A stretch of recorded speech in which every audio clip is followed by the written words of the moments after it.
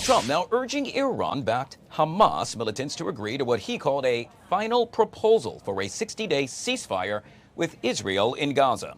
The deal will be delivered by mediating officials out of Egypt. In a social media post, Trump said his representatives had a long and productive meeting with Israeli officials about Gaza. Joining us now to discuss this and so much more is Mr. Scott Feltman from One Israel Fund, yet again back here on the Live Zone. Scott, always good to see you, sir. Welcome back to the show. Pleasure's mine. How are you guys? I am good. A busy day, both here in America and, of course, overseas as well. In this case, we're particularly talking about the Gaza Strip. Scott, I can tell you I'm not in that part of the world, and I'm making reference to the Middle East. But what I can tell you that what's been happening between Iran, Israel, and now America has been dominating the headlines right here. However, it appears a deal with regard to Hamas and Israel coming to, let's say, terms. Well, that's been happening all along. Yeah, I mean, they've been trying for months now to get a deal.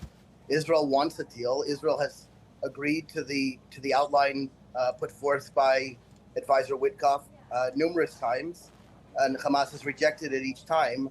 In fact, according to my sources, Hamas has rejected it again now, although I think there's some pressure being put on them to reconsider. So with that being said, we know that Trump said, quote, "I hope for the good of the Middle East that Hamas takes this deal because it will not get better." In capital letters, he then wrote, "It will only get worse." Scott, last time he said that, or something similar to that, America dropped several bombs on Iran.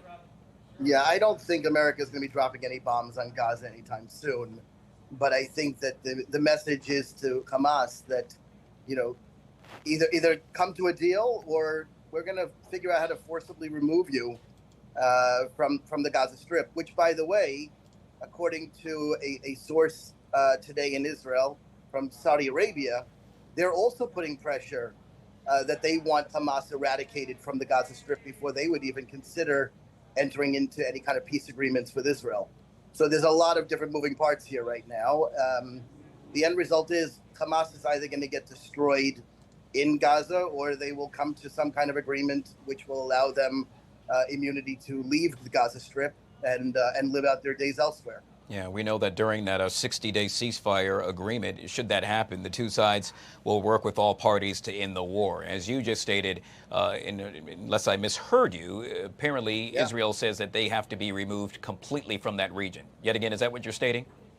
I mean, that's what the Prime Minister has always stated, that Hamas cannot be involved in any further governance of the Gaza Strip, or we'll be seeing another October 7th, whether it's 6 months, a year, or down the road. It's going to continue to happen because Hamas's stated goal is the eradication of the state of Israel. And they've never changed on that.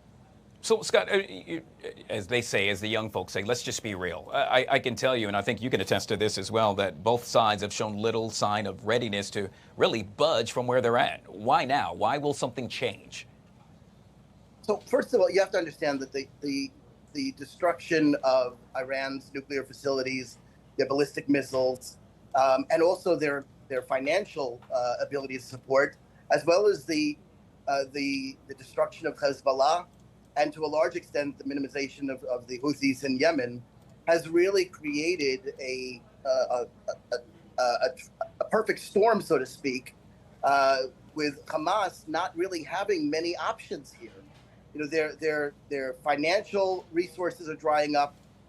Their wishes that Hezbollah and Iran and the Houthis will continue to come to their aid does not seem to be working. I mean, it certainly isn't working. So they're kind of now at the end of their rope. So now it's a matter of what they decide to do. Do they fight to the very last, last soldier? Or do they figure out a deal with which to save some amount of respect and live out their days in Qatar or one of the other places in the Middle East? I suspect that will be the topic, or among one of the many topics of discussion for President Trump and the Prime Minister Benjamin Netanyahu, as the two are scheduled to meet next week right here in Washington, D.C. What will it take in your mind for that meeting to be successful? So I think it's already a success, the fact that the President and the Prime Minister have been working so closely together on all of these different issues.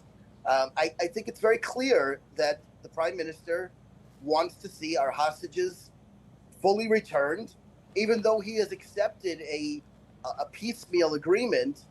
You know, we want our hostages back. We want them returned, and we want Hamas to rescind their governance, if you want to call it that, of the Gaza Strip.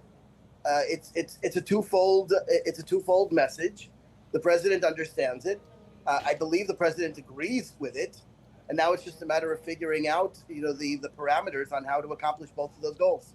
Yet again, that meeting will get underway beginning Monday, and obviously we will have continuous coverage of that right here on the Live Zone. We have been speaking with Mr. Scott Feldman from One Israel Fund. Scott, truly appreciate your time. Always good to see you, my friend. It's a pleasure. Thank you, Guy. Have a great day. You bet.